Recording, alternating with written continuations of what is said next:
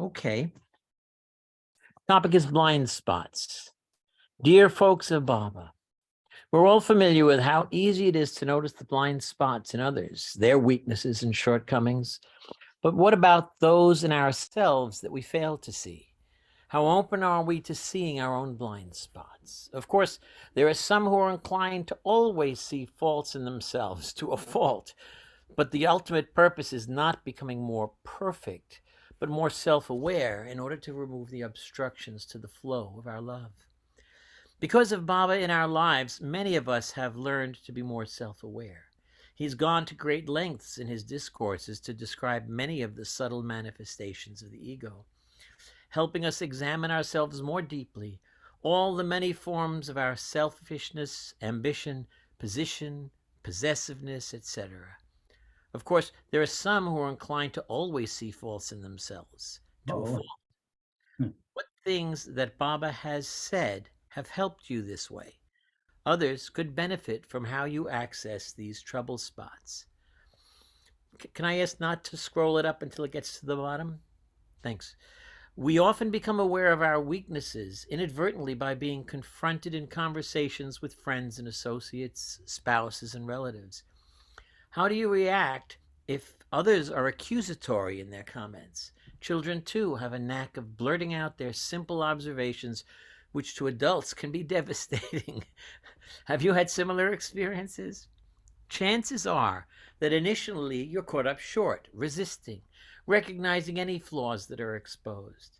Things get awkward as you find yourself in denial mode. I don't always react defensively. I just like to clarify things, right? What does it take for you to accept the plausibility of their observations? A bit of time for it to sink in? What else? Does your trust in others play a part in how easily you accept their feedback? Subtleties inhibit understanding. You say to yourself, well, I'm not always doing, saying, thinking that. Or, my behavior wasn't really so terrible, was it?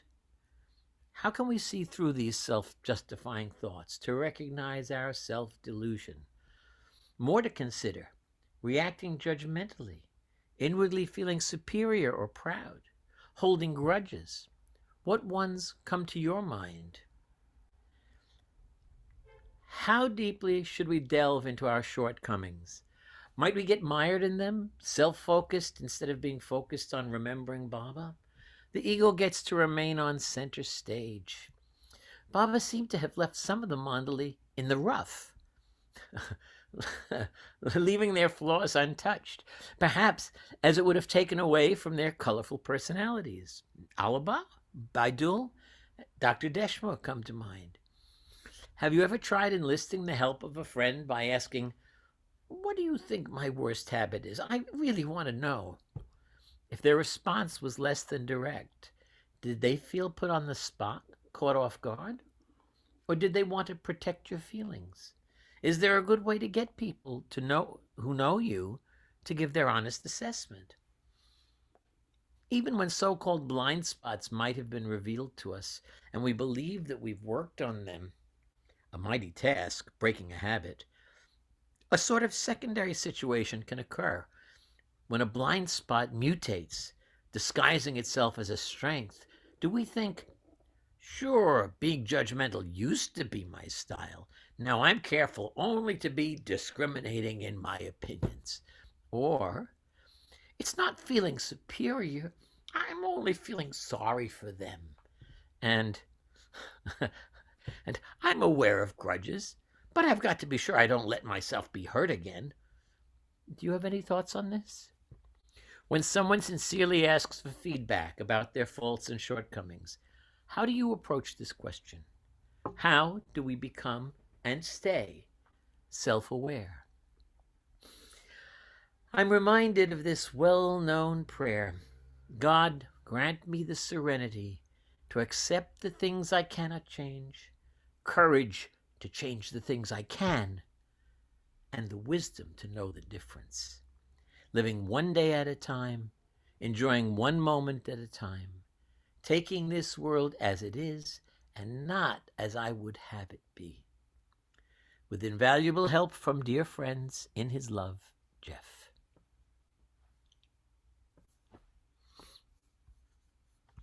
So, you know, in that little write-up, of course, might start out, I mean, we have the benefit of Baba pointing out many of the disguises of the ego that other people might not have that aren't into the spiritual life. And in that respect, we have a leg up in facing our blind spots.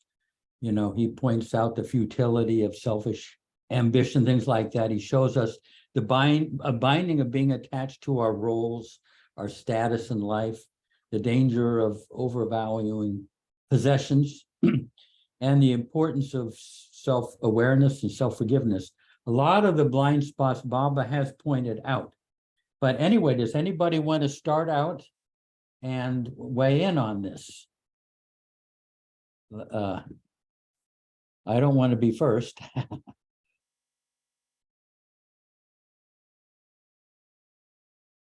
Rich. I just wanted to comment, and I'll talk later, but that I know that Tony and I have very similar blind spots. It's right on the back of your head when you're trying to shave that extra hair off. Okay.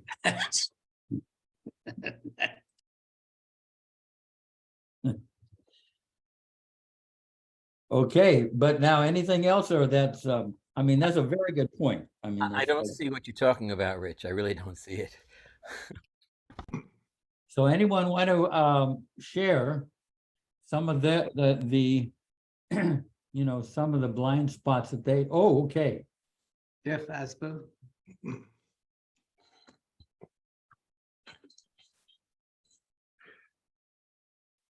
In my direct experience of my life,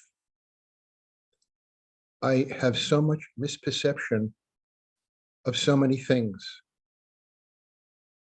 I learned that about maybe 7, 8 years ago when I learned about this thing called duality. Not that I can really even explain it, but in essence, most of us, a lot of our time in life are like mechanical robots in our thinking and in our acting.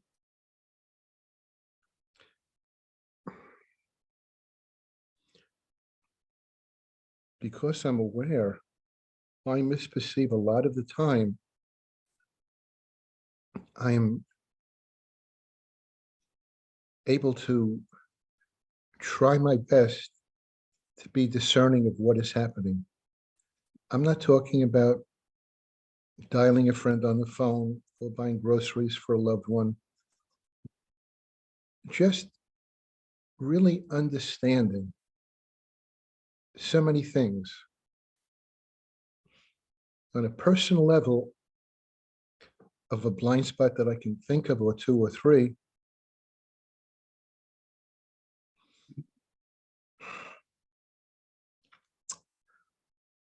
I would like to have the same motivation to be disciplined in the sadhana or the routine that I do spiritually as compared to 30, 40 years ago. It's a blind spot because I have allowed the focus of what can be in my life on an everyday living basis sort of go off quite a bit. I don't know if this means very much to anybody who's talking, but a blind spot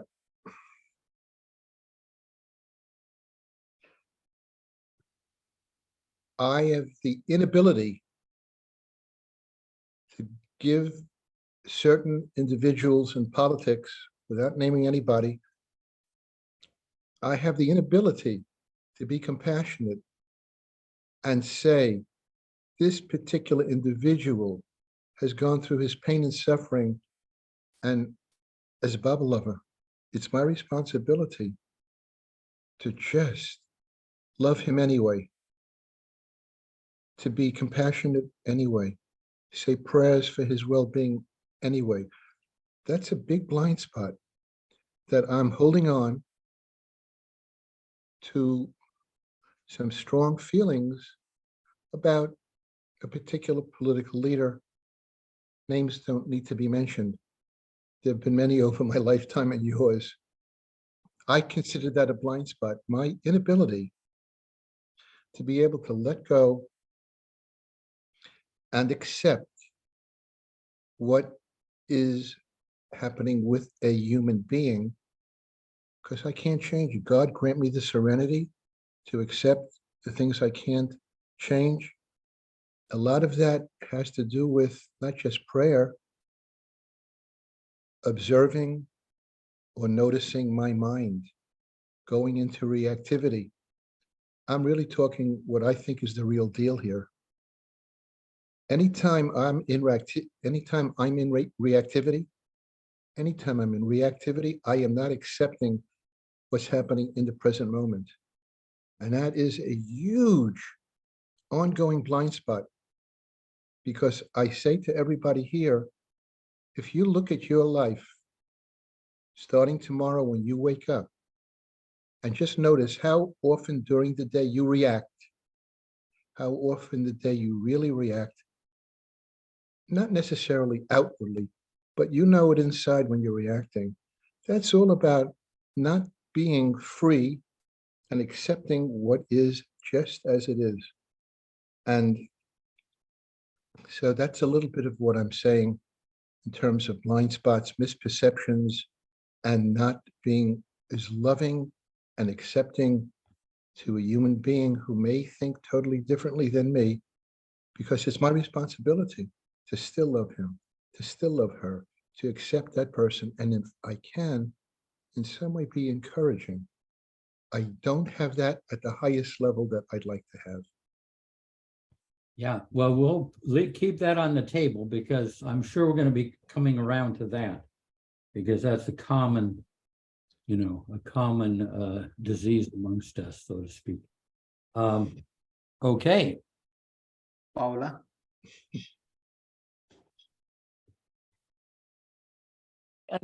Hello. Let's see. Well, what comes to my mind is many of my friendships. I have like a lot of women friends, especially, and it's almost like, when you have a depth of friendship with certain people, like sometimes we call ourselves deep divers, because we can go deep. We can go deep. We can be authentic and honest. And I think I feel very grateful in this life to have the ability to, I'm very sensitive to, I've always been like this. I'm very sensitive to what's in the kind of in the field. I can feel when things are not right, or if there's conflict in the air, that's permeating. I'm just really, I was a nurse, but I was also trained as a psychotherapist. And, I'm just really, really very, very sensitive to what's in the field. I don't know any other way to say that. And I think over the years, I've become not confrontive in the way of, being aggressive or anything like that, but it's really important to me in this life to clear things up along the way with people, so that when I have the comfort of in a relationship to ask about, is something going on, I try to take care of that as soon as possible. And and and we have that, and with a lot of people that I'm in relationship with, we have that capacity to do that pointing out of, of course, a lot of it comes up with Baba. Shortcomings, of course, all the time is in my face, and lots of times I've had very many dark nights of the soul where, my life met me in the moment. And but I just find that I have the safety in some of my friendships where, if I think there's this honesty and this permission to be real about, if someone saw something in me, or we kind of try to take care of it. We try to take care of it. I don't know if this speaks to the subject at all of what we're speaking to. And I don't know if I'm just not being very articulate right now. I feel like I'm not being. But I think it's really important for me along the way to address things as they come up. You know, because I always feel, if not now, when? You know, I'm 69 right now, and I'm like, you know, if not now, when? So, and you know, and of course, there's a way and a manner and a skillfulness in this as well, to not be hurtful with one another. But I think it's really important. So I would like some feedback about what I've said, if it was understandable. Yeah, and what you're saying is gonna, we're gonna be coming back to that for sure, because it's pretty much of a universal thing. Okay. Rich. I think I've had sort of a paucity of relationships. I think if you're in relationships all the time and it's important to you, or really intimate and all that, this stuff might be a lot more critical. But I think of it more in terms of your psychology that allows you to try to escape from Baba's microscope in your life. And I'll give you an example about me. I know it's true, and I've been able to see it a little more clearly past couple of years, but I was with a group of friends once, and they're a family. So I'm like a family friend, but an outsider to their clan, you know, and they're used to each other. And yeah, so they know how to talk to each other. And I was becoming aware of this, but I was also becoming aware of how badly I wanted to be included and, we'll say, loved by them by interjecting myself into what they were talking about. But I also realized at the same time, they had their own group speak going because they know each other. They don't have to articulate every single emotion or incident. And I know for a fact that one of the woman and her brother in this group, she's very critical of him, but they don't live like that. They accept each other, but they're also very responsible and independent of each other. They don't have to rely on money or emotions or anything else from all that. And I think whether it's good or bad, that's kind of been my life with Baba. It's sort of an independence that leaves me feeling alone or, you know, maybe isolated. But as soon as I go out in public and meet and greet people, I really enjoy people a lot. But I'm not trying to have an intimate relationship with all of them. I'm just trying to smile and get along with them. So this blind spot stuff is really, it really can only be useful if it's in terms of, I think, a lack of awareness of Baba working in your life. Does that make sense?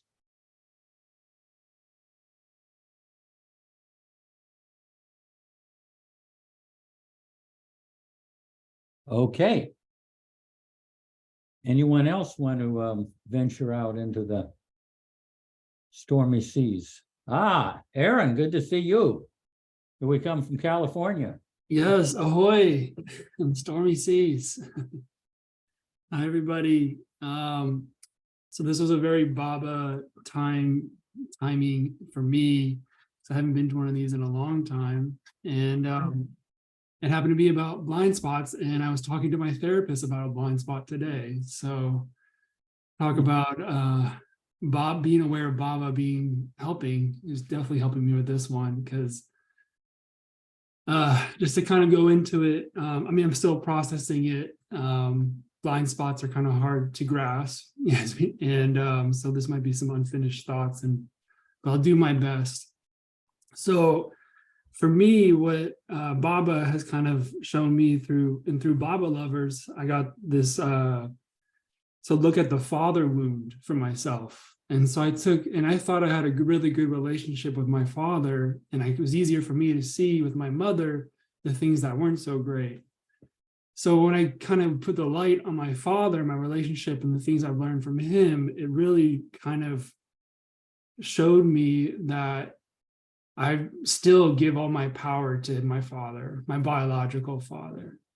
And that was kind of sobering, because as someone who's been working on my inner work for 10 years, it's kind of like, okay, I know it's a lifelong thing and I'm young, but it's still kind of humbling and sobering. And it was just kind of a message for me to reclaim my autonomy, and not give it over to my father and what he wanted me to be, and just kind of stating that I am not my father, as simple as that. And since I've just started doing that, I've already seen some other desires or feelings kind of fade a little bit, like the volume turns down. And so anyway, it was just the experience of, I thought something was good, someone shined a light on it, I took a closer look, and it was just like, whoa, there's a whole lot more here for me to unpack and process. And totally Baba showing me that.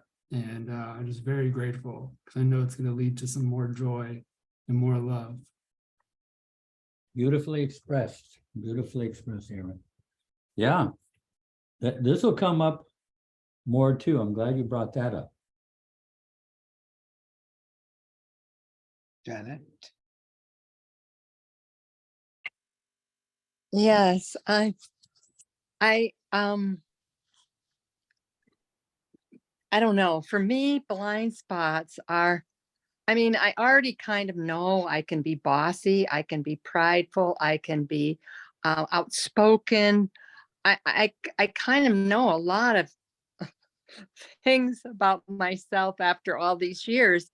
And truthfully, I hope there aren't a lot more that I'm not aware of, because I almost feel like one of those people that Jeff referred to, where I can do a lot of of flagellating about all the things that are not so great about my personhood. And right. So, I have 3 children and a family that I'm close to, and they usually, and I have grandchildren, and everybody's good to one another and kind and loving, but they also, certain ones in particular, are very apt to mention things when they're not pleased with them. And so I really want to bring out the question that you asked, Jeff. How, when we, like I say, I'm sure I have more blind spots than I'm aware of. But I'm aware of enough that it's, a fairly large climb, to be honest with you. And I'm just wondering how, give them to Baba.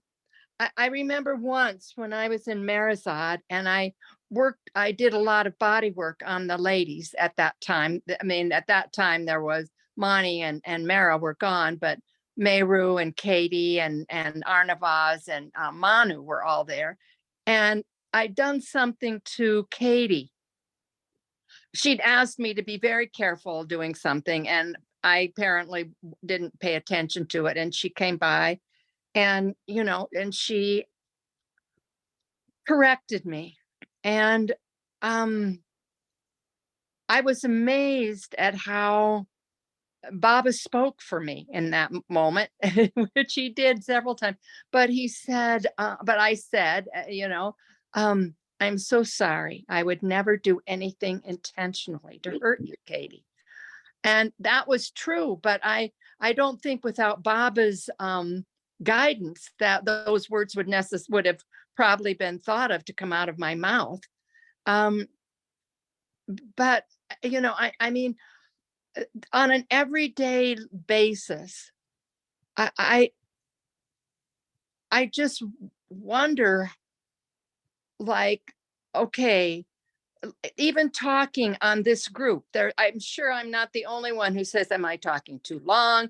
Am I not talking enough? Am I making sense?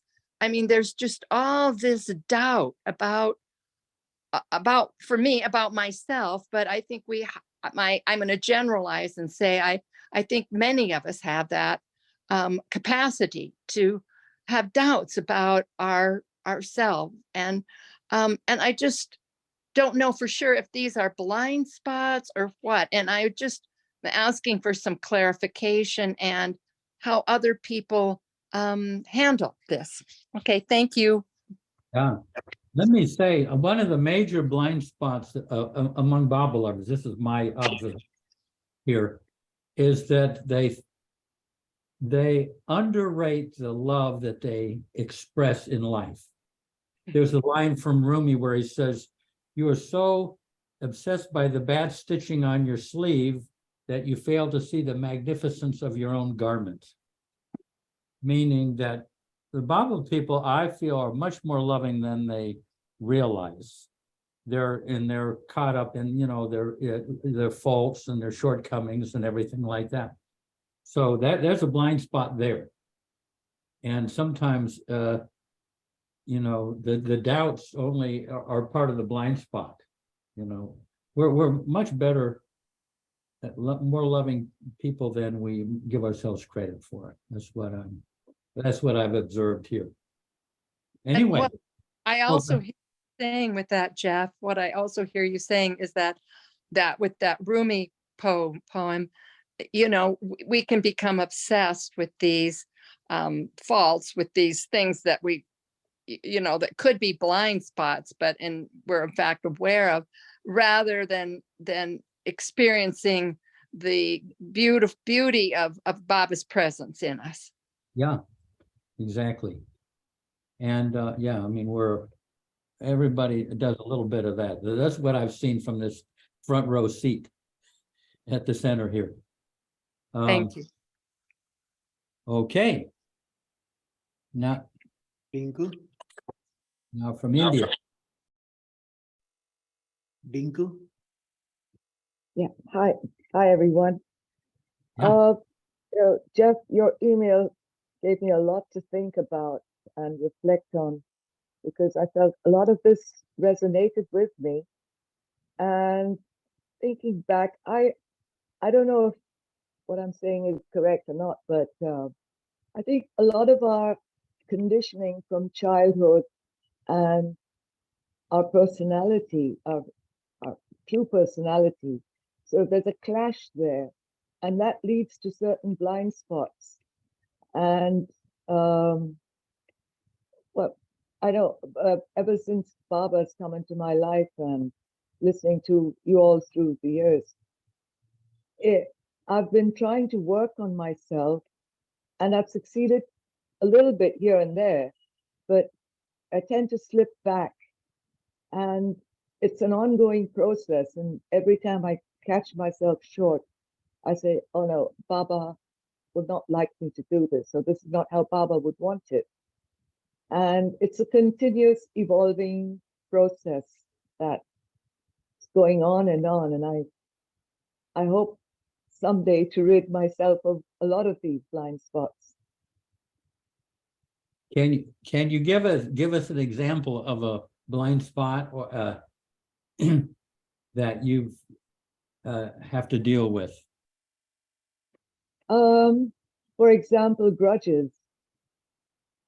When you sort of think back over the years, and I realize that there's still that I'm holding on to, but I have to let go of, because it's in the past, it's over and done with. But is it the ego, or is it just the deep hurt that keeps, bringing those grudges up again and again when something comes up?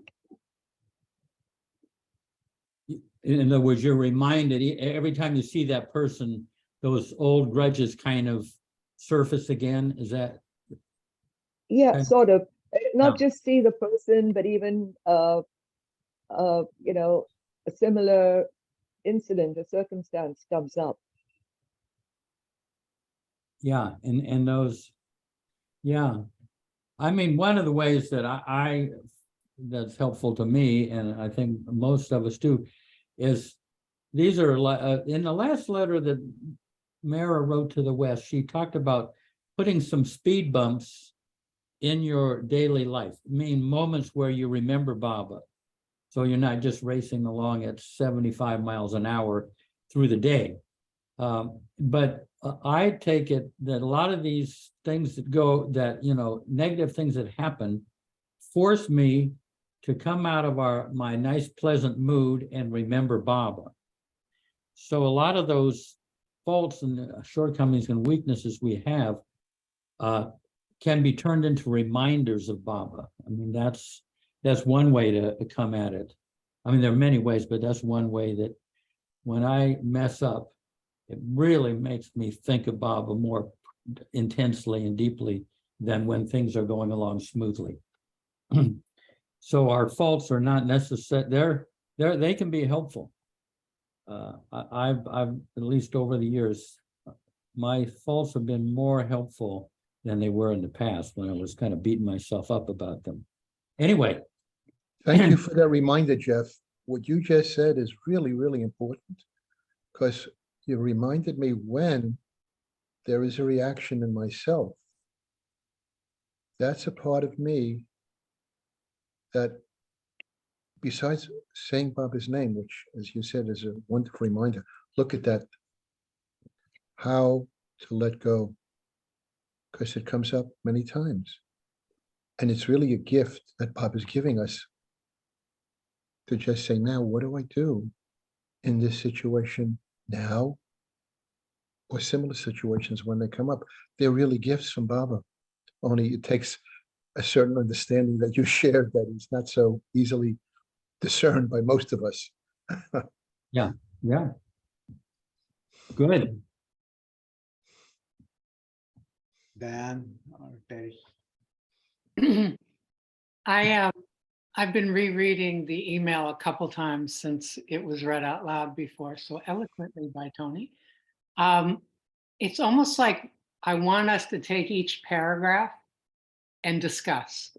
It is almost the depth of each paragraph is almost comparable to Effort and Grace, Jeff. It could really go on and on. The one that I keep not wanting to deal with is the paragraph about how we get into explaining our behavior, which comes up as defensive. And this was like a spotlight on it with myself and my child. And I realized that one of the most judgmental things and most uncomfortable things I have about myself is if I wasn't being thoughtful about something, or somebody thought that I wasn't being thoughtful. So I would always get into an explanation about how I really did think it out, maybe incorrectly, but I did think it out. But it always came off defensive. And I've noticed that I haven't been doing it lately, which means that for me, like the true blind spot is when you're driving and you're going to switch lanes and you think it's safe because you've looked in the rearview mirror, but there was a blind spot. And then, and I shared this story the other day. We were driving home from the desert last weekend, and each time I wanted to switch lanes, I looked in the rearview mirror, and then I did something differently. I took in a deep breath. That gave me time to look back in the rearview mirror and see if it was still safe. And so I've been trying to do that in non-driving mode. So this is incredible. This might have to have a couple sequels, Jeff, is all I can. Yeah, we'll eventually cover all of life by the end of. Yeah, at least all of this life anyway. One thing that I found very frustrating, and you're touching on it, is not being able to set the record straight. Oh, I mean, like someone gets an opinion about you and it's just plain not true.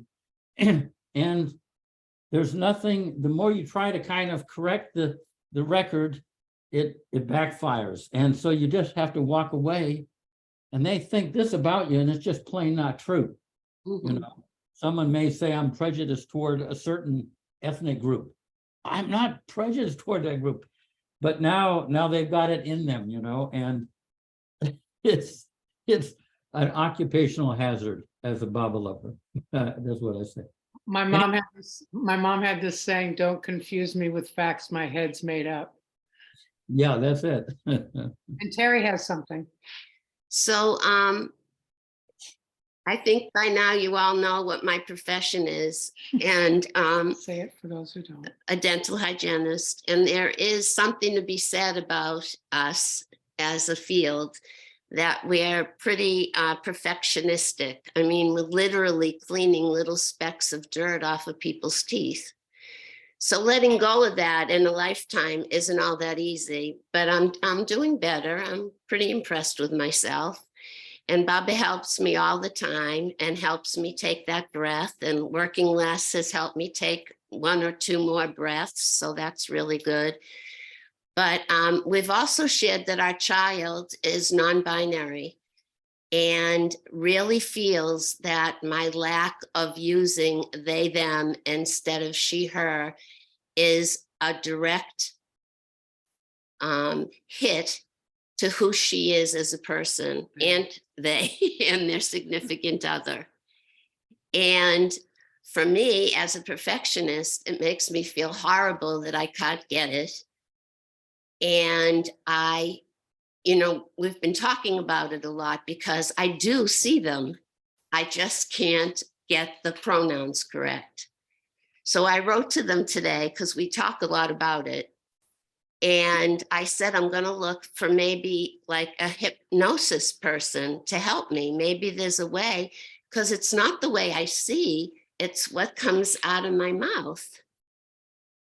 And so it's totally a blind spot. I feel almost like I have no control over it. Now, I guess the fact that they've been a she, her for 29 years and only a they, them for 1, I could cut myself some slack. But when you make your child feel poorly, it doesn't feel very good, you know? So if anyone has any advice on these kinds of things, I'd appreciate it. Or no, it's a hypnotherapist. Yeah, or who knows, a hypnotherapist. No, I get all that confused too, and I'm sure everybody does who's over, 60 or 70. Anyway, yeah, we'll keep that going. Anyone else? Martha? Yes, I have a little something to read from Eric that Baba said. Good. Whatever you do, whatever you undertake, dedicate it to him. Don't even think, is it right? Is it wrong? Is it good? Is it bad? Is it a strength or a weakness? Just dedicate everything to him. Gradually, dishonesty will fade. Gradually, other things will fade. And more unadulterated love and honesty will grow. You cannot begin with a clean slate, as it were. You must begin from where you are. You must begin from where you are. We all have weaknesses, but analyzing and dissecting our motives, trying to understand whether we are being prompted by selfishness or unselfishness, will not eliminate our weaknesses. It will only drive us crazy and make it impossible for us to do anything.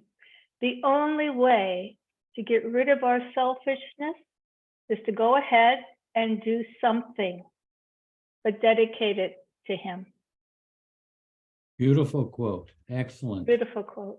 Yeah. Say Baba. Glad you found that. That's great. Just so we don't get too depressed, I thought I'd throw in a little bit of Yeah. hope there from Baba. Yeah. Yeah. Eventually, yeah, it comes out in the wash, so to speak. Yeah. Shri? Yeah, I thought this was really an interesting topic. I would say one of my personal, largest blind spots would be kind of like thinking more poorly of others when they have a perspective that is different than mine or challenges mine or says that mine is wrong. And this has mainly come up between me and my like extended family and family in general. I don't come from a Baba family.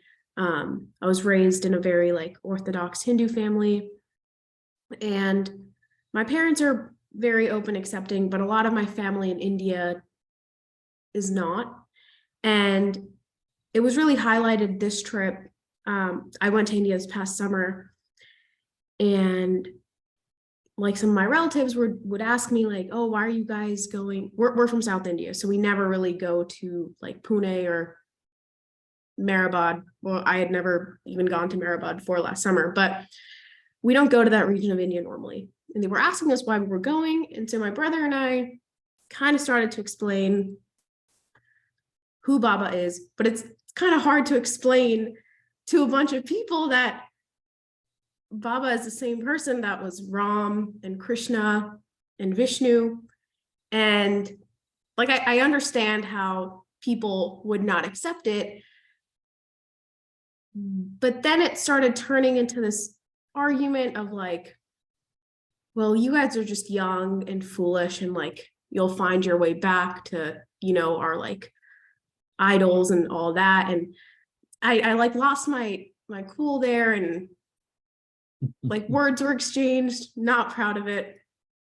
But I realized after the fact, and this was like many months after, that I was so irritated and pissed off then, kind of for the wrong reasons. And it was because my ego was identifying with Baba.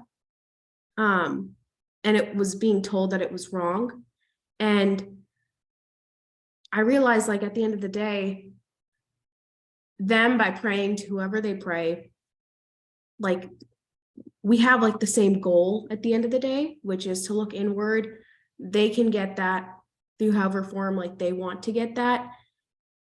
And for me, that's through Baba, and me kind of like biting their head off in return because they were saying like some hurtful things about Baba. While that offended me, maybe I should have just like been calm and said, okay, like, I'll just drop it and move on. And it made me think of a quote, one of my favorite passages by Ramana, and I'll read it real quick. It goes, only the rise of the ego is the cause of the present trouble. Let him trace the ego to its source, and he will reach that undifferentiated happy state, which is sleepless sleep. The self remains ever the same here and now. There is nothing more to be gained. Because the limitations have wrongly been assumed, there is the need to transcend them. And he always talks. Could you read that again, a little slower for the elderly? Will do. Especially the last sentence. Especially the last sentence. Please. Okay. Only the rise of the ego is the cause of the present trouble. Let him trace the ego to its source, and he will reach that undifferentiated happy state, which is sleepless sleep. The self remains ever the same here and now. There is nothing more to be gained. Because the limitations have wrongly been assumed, there is no need to transcend them. And when I think about that, it's always, especially when you're going through a bout of emotions, I think if you kind of think about that and realize, like, would whatever is yourself, whatever that exists of yourself in the middle of the night be angered by whatever you're going through right now? And the answer is no, because when you're in that, like, what he calls like the deep sleep, you're indifferent to like anything going on in the material world. So for me, like, I've tried to get better at not judging people as much and kind of letting things go, because I realize when I get pissed off that people have, it's not even having a different perspective than me. It's more so just when they tell me that I'm wrong, or they tell me that my opinion is wrong, and then they proceed to tell me why. I get offended because my ego is associating itself with that opinion, whether it's like my favorite color or who I believe is the avatar.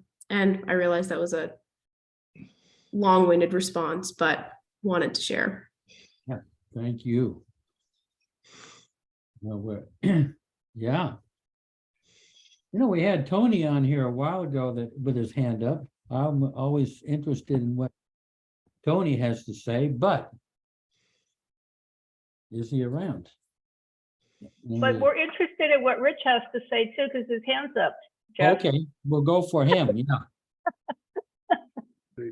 Thank you, thank you. Well, when Sri was talking, I have encountered that situation, and I'll bet all of us have actually.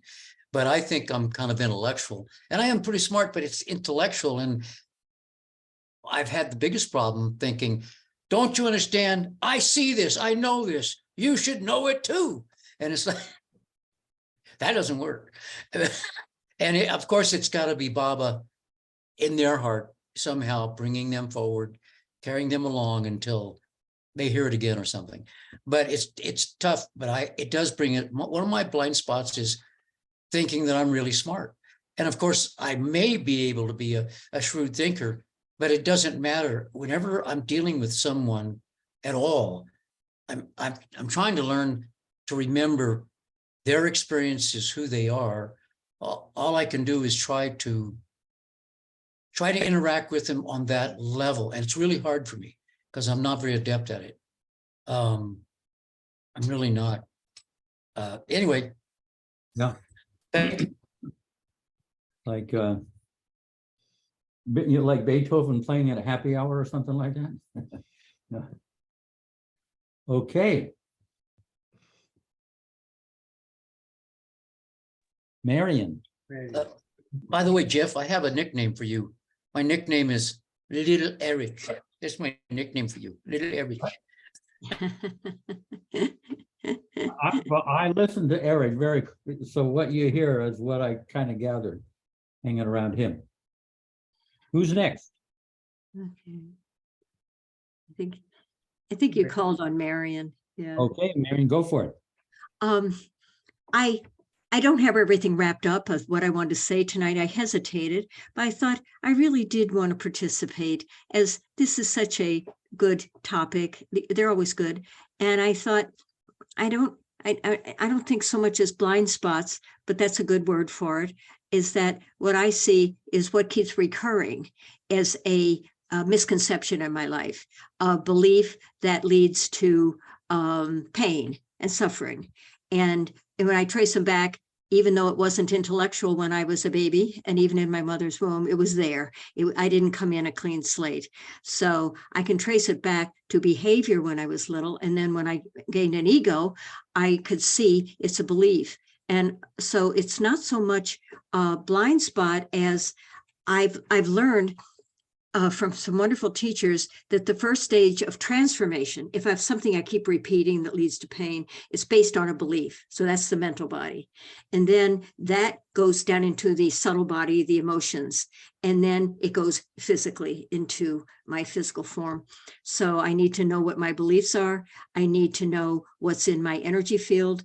And anything in my emotion body will not transform unless it's expressed. So what happens in our society, people either internalize it and get sick inside, or externalize it and dump it on somebody else. So I've learned through a lot of psychodrama and a lot of core energetics is how to express what's in my subtle field, my energy body, and get it out. So I have that training. I feel so grateful because I just look at Baba's picture and I tell Baba, this is now triggered in me, because nobody causes my reactions. Nobody's the cause. It's in me and it gets triggered. So I just tell Baba, I got triggered by this. I'm going to use the person. If it's a person, I'm going to use the person as a tool. And I get out my hitting bat and I say, I'm now going to release what's been stored in my energy field and release it so I may be filled with your light, love, and life. And I tell Bob, and then I release all that energy. And then I feel happy. It has nothing to do with who or whatever triggered it. And then I feel happy and joyful because I've learned to ground it and take in that energy of, because I've unclogged my channels. And then what I've noticed, there's some that come up over and over and over.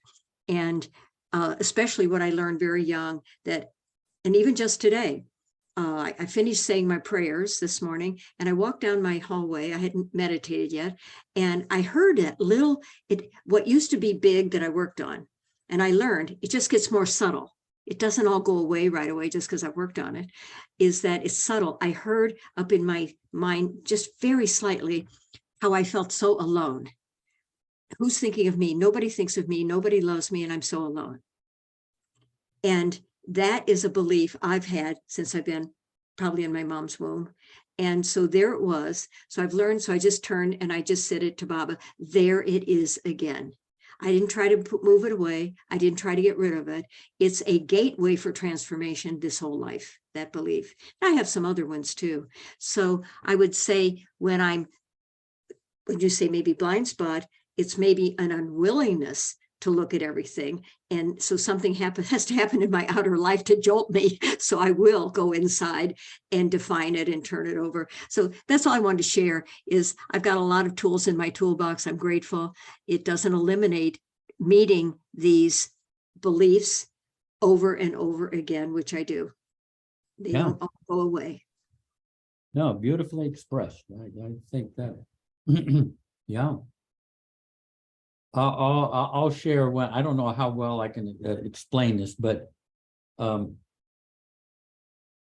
kind of after 30 years, I saw I was completely blind about something, and I mean it took 30 years, and there were a group of people that I was encouraging them to be kind of more inclusive, more personally interested in others and everything, and kind of diplomatically over the years, I would try to encourage them to be a little bit more, responsive to their fellow Baba lovers and everything. And never got anywhere. And it was kind of critical to the situation. And I couldn't, somehow it wasn't getting across. And after 30 years, I saw that my encouraging these people to be a little more inclusive and personally interested in others and all that, I was actually creating just the opposite of what I was advocating. I mean, I was like so surprised. I mean, it's almost like, no, we're not going to do it. You know what I mean? I was kind of shocked, and I realized that I had this loving agenda. I mean, I would say it's an agenda, but it was a loving agenda.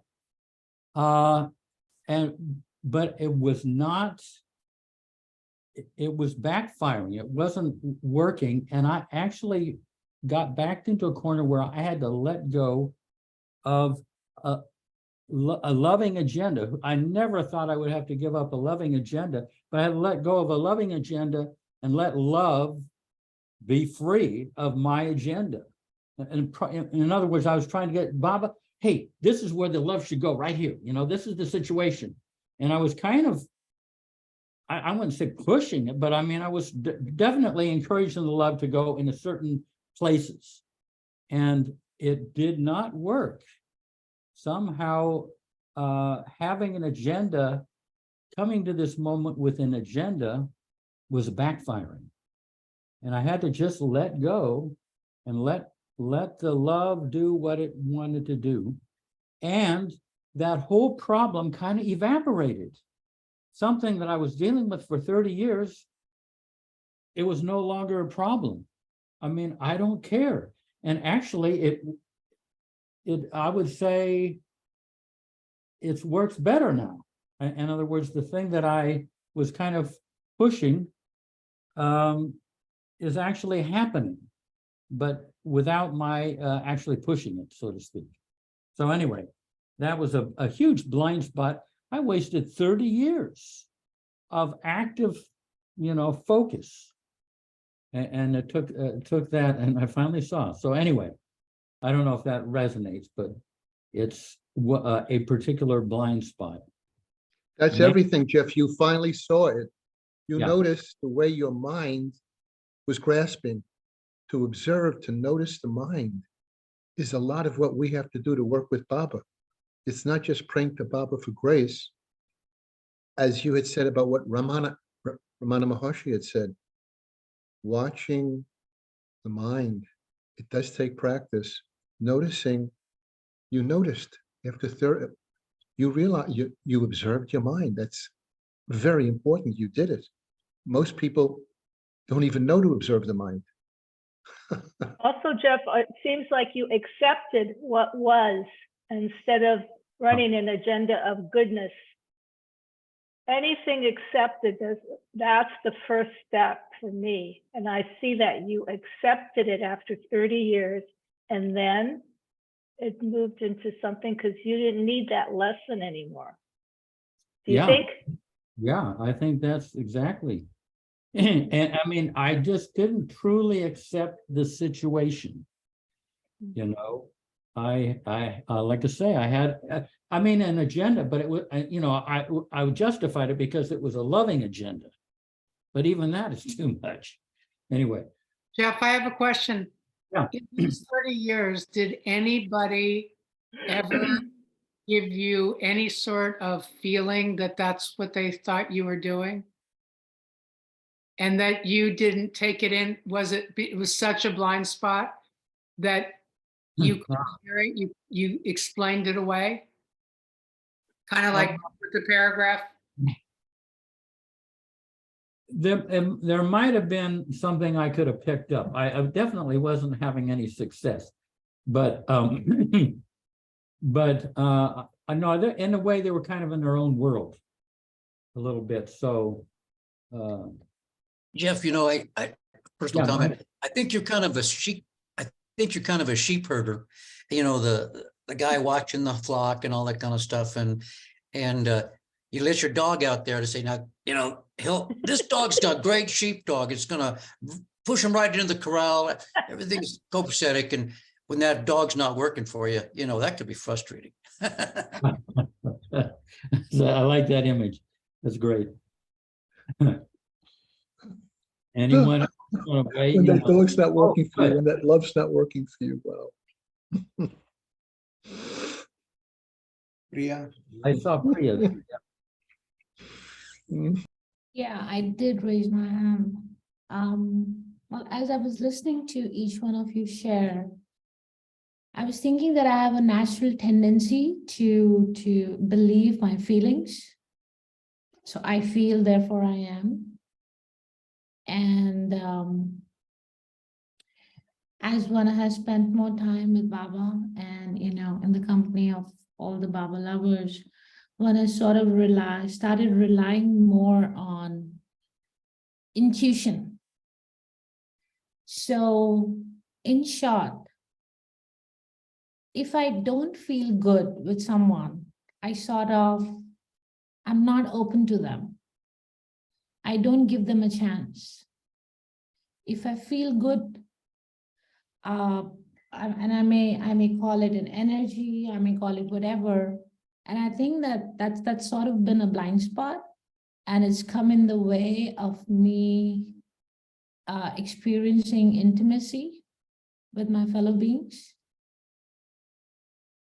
Yeah, that's excellent description of what happens. Yeah. What I kind of gathered from the Mandali, especially Erich and Darwin, is that our spirit, there's a difference between our spirit and our heart. Our spirit is beyond time and space, and our heart is in time and space. And it's possible for our spirit to flow out to people. It doesn't need to be obstructed. In other words, you can be in a lot of pain, physical pain, but you can still be in good spirits, right? I mean, you can picture that. I mean, and it's possible to be reactive to somebody, but still be in good spirits toward them. There are two, what can I say, two tracks going, so that you can, and what I kind of learned is that the spirit flow out to everybody. Darwin used to say, whoever you don't flow out to, you diminish yourself by that much. If you don't flow out to kids, well, then you're cutting your child off in you. That, you know, if you don't like Republicans, you're cutting off, you know, a whole lot of people. You can flow through them, but then where you position your heart is our responsibility as well. You don't want your heart to be too far out there where they can chop your head off. You don't want it too far back, because otherwise you're just kind of indifferent and impersonal. So where can you position your heart? And it's kind of an ongoing thing, so that you stay a vehicle for love. You know, you can flow, but you might have to pull your heart back from somebody. But there's a certain intimacy in that when that spirit is flowing through somebody or to somebody or through somebody, and you don't feel that you're neglecting. You're in readiness in case they are open to some intimacy. If they are not, that's not their fault, you know. Anyway, that's kind of what I gathered being around Darwin and Erich. Yeah. Thank you, Charles. Yeah. Jennifer. Jennifer. Well, we can't hear you yet.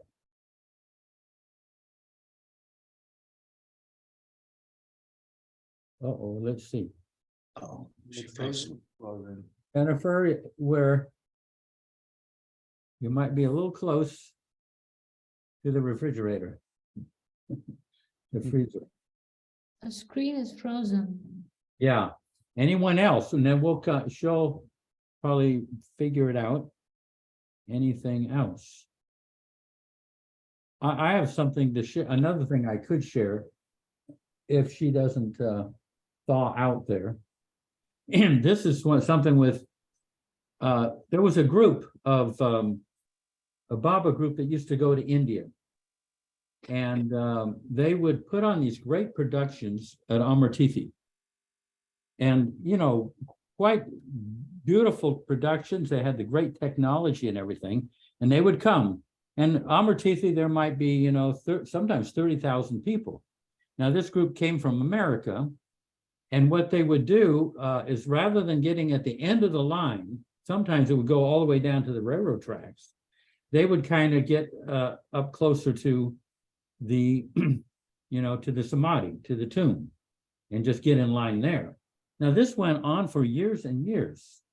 And then after one time, the group came, and the leader of the group said to Erich, she came to the trust in the city, and said, she said to Erich, is there anything we can do, Erich?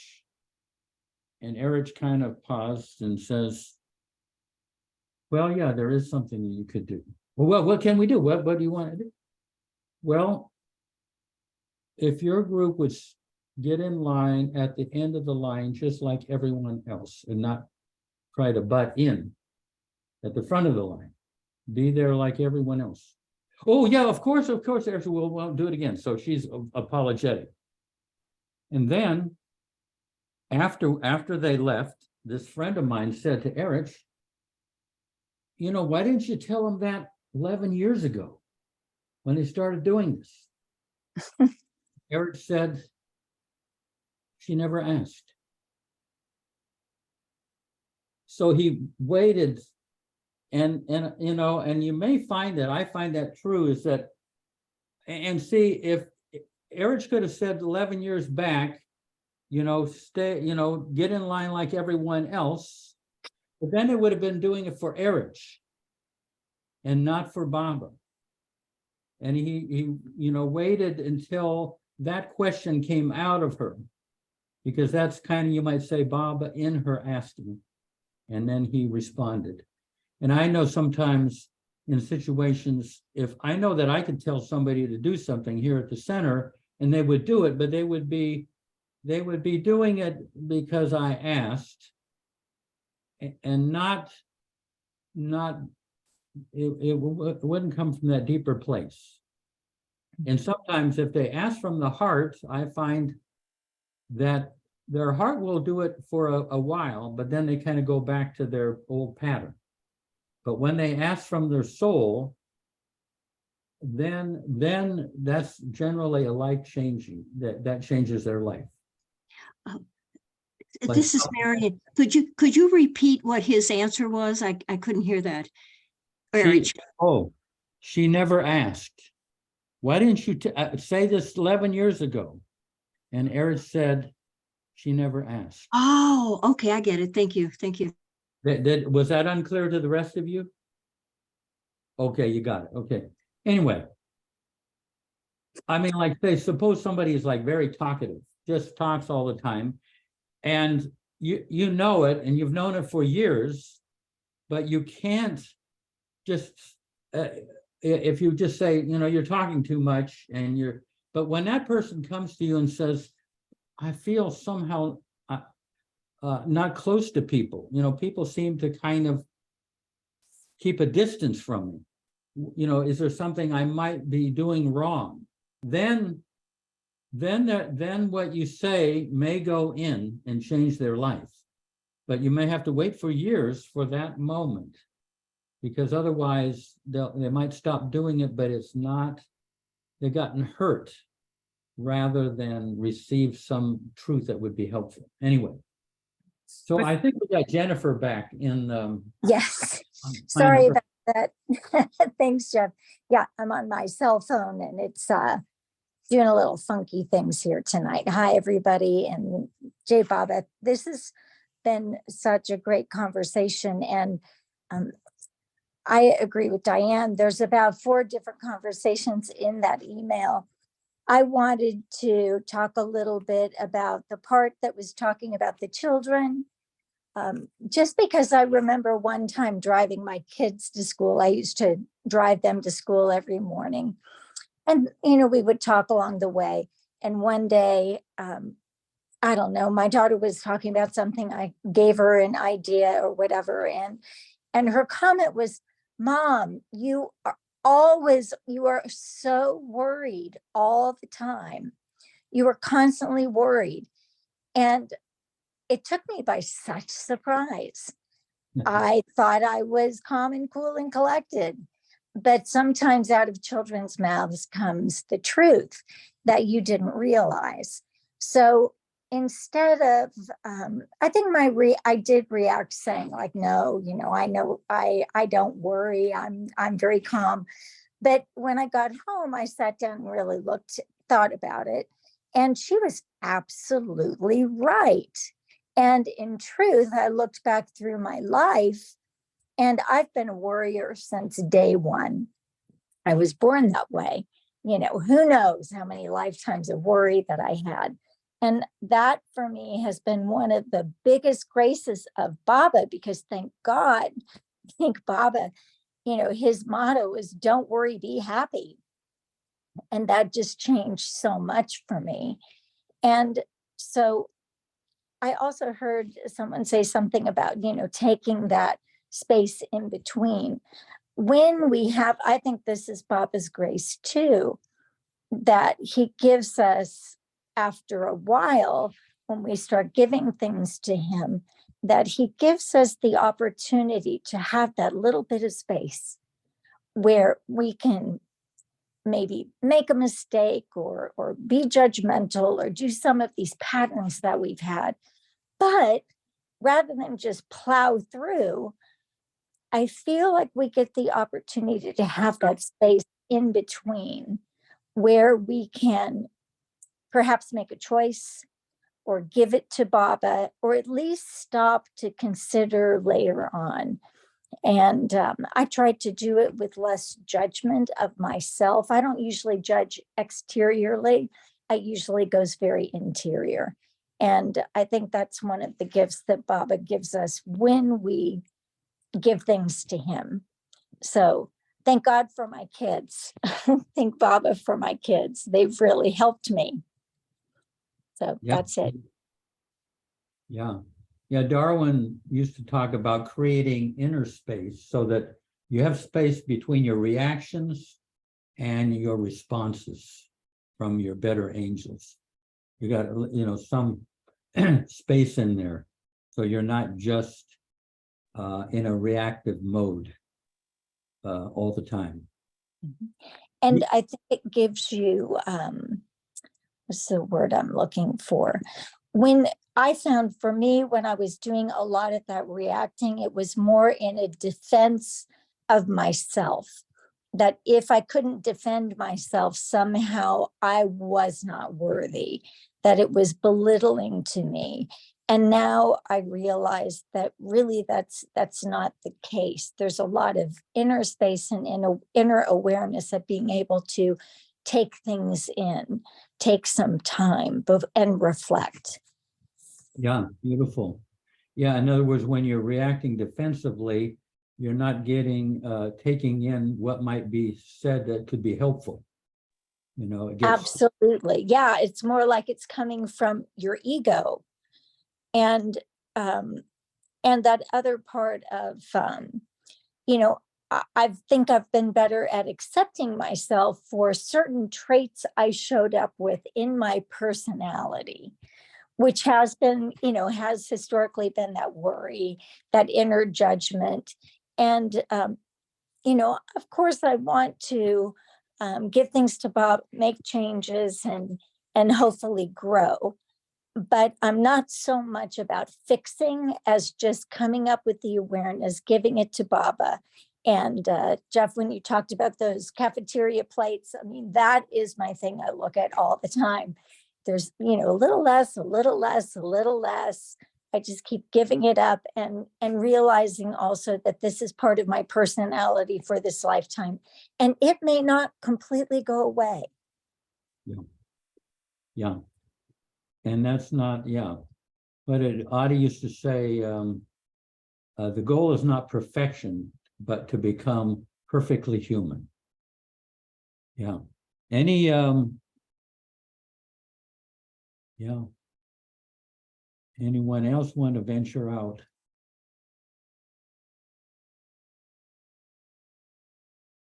I thought of something else, but then it slipped my mind. Elizabeth, you got any anything come rattling through the head there? I'm a little late to the game. I was doing some showering and laundry, and I'm glad I was able to hop in, but I feel like I might be not able to touch upon all the points that you all have discussed without me here. I have some thoughts, yes, but always. You're certainly welcome, but no pressure at all. I think what comes to mind for me, especially with like impulse reactions to criticism or sort of anything in that vein, you know, sometimes I wish that Baba just wrote a handbook for every single individual's experience. And I know that's not realistic, but that would be wonderful. I know that for myself, that's my dog playing. I'm autistic, and my gut reactions are pretty intense. And I think doing some dual work with Baba work and like having grace for myself with like really intense emotions to not just criticism, but kind of like anything. I think I struggle with how to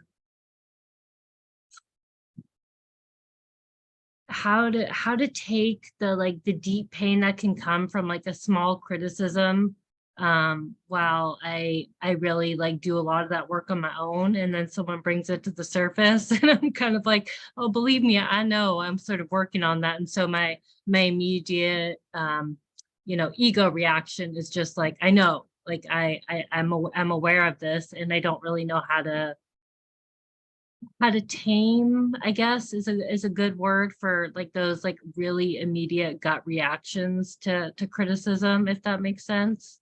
Mm-hmm. Yeah. Like you can know stuff intellectually, but in those moments, it practice always, you know, is helpful, but it's sort of hard to sort of do groundwork, I guess. What could be the groundwork to accepting sort of that kind of thing more gracefully, I guess.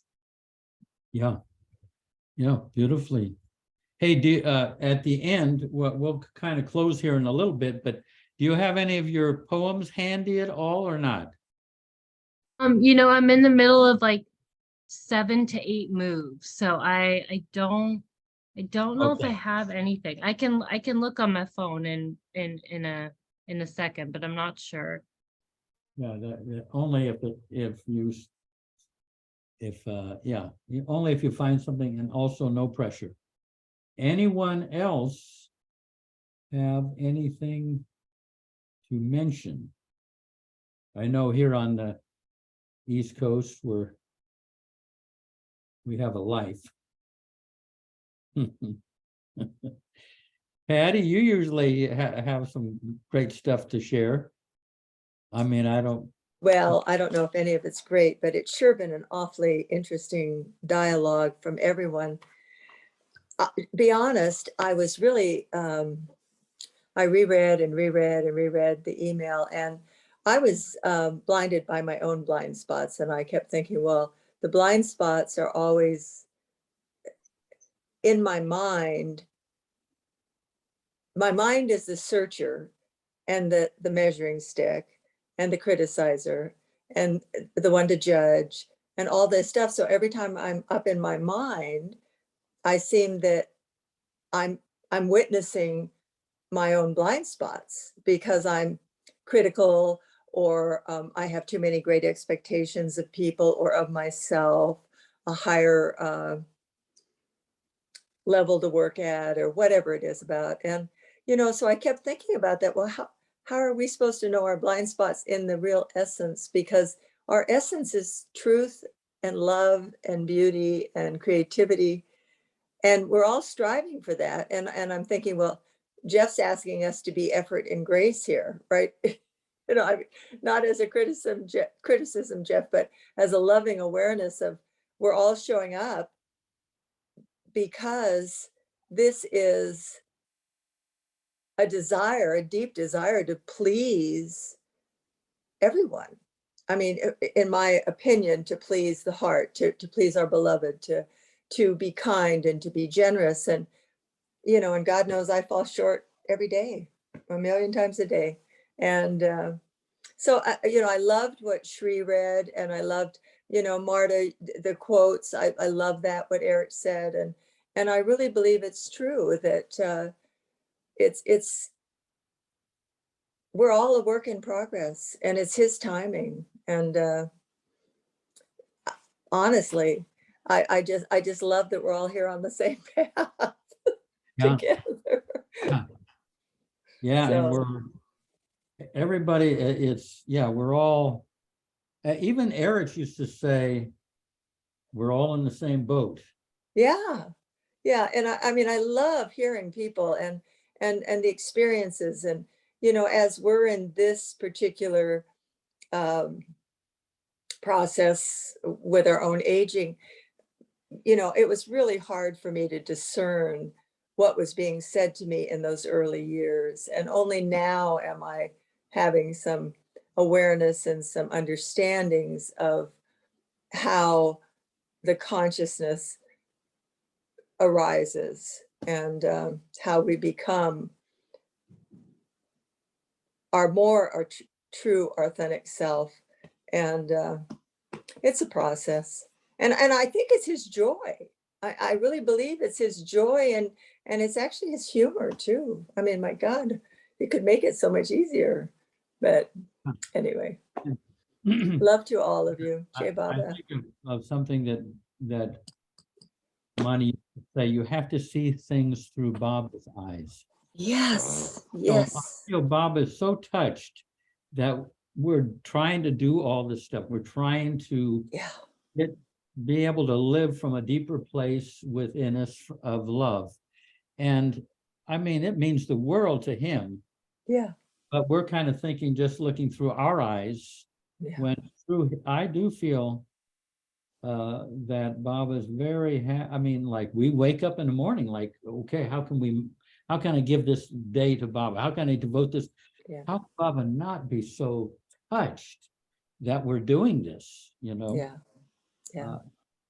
Even though we might take it for granted, or we don't, we have such standards that we keep falling short, but actually, we wake up and we're trying to live for Baba. Hey, so Elizabeth, have you got something there for us? I do. I found one poem that I sent to Angela. You want me to read it now? Yeah, and then we'll have a few moments of silence after, and then maybe Mayor Prasad has a Baba's words at the very end. But go ahead.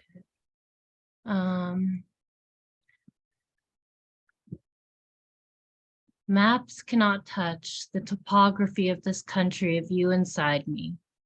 There are no diagrams to describe the way your words hold me. My mind clasps your hand in the busy marketplace of my mind. You keep the strange creature of my soul soothed. Baba, it is truly a special kind of warmth, softly beside you. And when I try to walk on my own, I just trip over you lovingly again and again. Here you are, here you are, here you are. Crowding the pages of my atlas with love that renders the name of nations ridiculous. It sometimes feels absurd to introduce myself to anyone, knowing that we've met before inside of your holy, that we touch elbows and toes daily in your love. And maps cannot touch the way you enfold me, singing me closer to you. My breath, all of my inhales and exhales are you, asking me to take a seat closer to the front of the classroom. Oh, you got to read that again and read it a little more slowly, but that look, it's fantastic. So It's beautiful. exquisite. Thank you so much, honey. Yes. So beautiful. That was unbelievably gorgeous. Yeah. So beautiful. Once again, Elizabeth. Okay. Hard to read slowly because I get nervous. Okay. Maps cannot touch the topography of this country of you inside me. There are no diagrams to describe the way your words hold me. My mind clasps your hand in the busy marketplace of my mind. You keep the strange creature of my soul soothed. It is truly a special kind of warmth, softly beside you. And when I try to walk on my own, I just trip over you, lovingly, again and again. Here you are, here you are, here you are, crowding the pages of my atlas with love that renders the name of nations ridiculous. It sometimes feels absurd to introduce myself to anyone, knowing that we've met before inside of your holy, that we touch elbows and toes daily in your love. And maps cannot touch the way you enfold me, singing me closer to you. My breath, all of my inhales and exhales are you, asking me to take a seat closer to the front of the classroom. Well, really beautiful. Thank you. I mean, yeah, don't be shy about sharing those. They are very touching. Yeah, I'll see Mayor Prasad, sometimes he's in his car driving. See if he has a final. Yeah, I have a short one I can. Okay, and then we'll have a few moments of silence after. You can leave your mind to my care by remembering me or repeating my name silently as often as you can. I'll read it again. You can leave your mind to my care by remembering me or repeating my name silently as often as you can.